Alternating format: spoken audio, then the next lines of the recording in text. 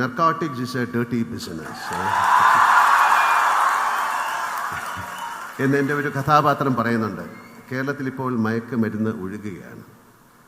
നമ്മുടെ കുഞ്ഞുങ്ങളുടെ സ്കൂൾ കവാടത്തിൽ വരെ മയക്കുമരുന്ന് എന്ന വിപത്ത് ഇന്ന് എത്തിയിരിക്കുന്നു.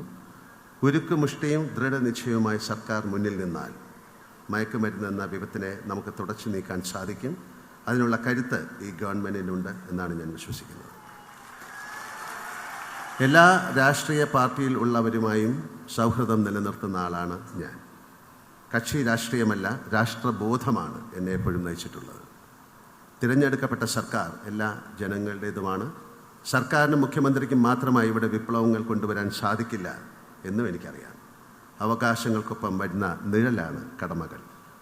ഒരു കലാകാരന് എന്ന നിലയിലും വ്യക്തി എന്ന നിലയിലും എന്നാൽ കഴിയുന്ന എല്ലാ സഹായങ്ങളും എന്നത്തെയും പോലെ സതീശൻ സാറിനും അദ്ദേഹത്തിൻ്റെ സർക്കാരിനും ഞാൻ വാഗ്ദാനം ചെയ്യുന്നു.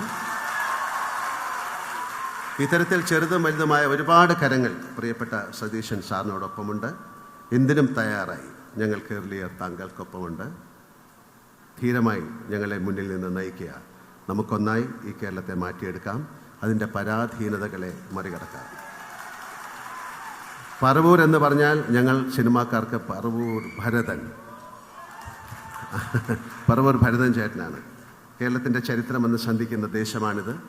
ഇവിടെ വന്ന് ഇത്രയും മഹനീയമായ ഒരു ആഘോഷത്തിൽ പങ്കെടുക്കാൻ സാധിച്ചത് എൻ്റെ ഭാഗ്യമായി ഞാൻ കരുതുന്നു.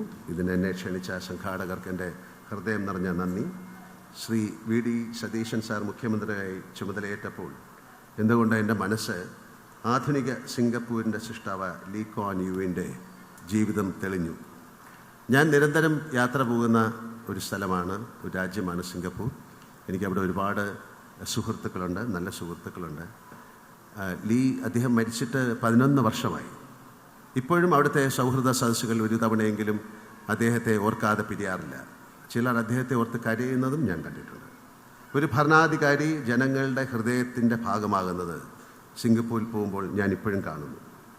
അറിവ്, ലോക അനുഭവങ്ങളിൽ നിന്ന് നല്ല കാര്യങ്ങൾ സ്വാംശീകരിക്കാനുള്ള കഴിവ്, നാടിനോടും മനുഷ്യരോടുമുള്ള ആത്മാർത്ഥമായ സ്നേഹവും സത്യസന്ധതയും കഠിനാധ്വാനവും സമർപ്പണവും ഇവയെല്ലാം ലീ ക്വാൻ യുവിൽ ഒത്തുചേർന്നിരുന്നു. യാഥാർത്ഥ്യവും സ്വപ്നങ്ങളും നിറഞ്ഞതാണ് അദ്ദേഹത്തിൻ്റെ പുസ്തകങ്ങൾ. തീർച്ചയായും ബഹുമാനപ്പെട്ട സതീശൻ സാർ അവ വായിച്ചിട്ടുണ്ടാവും.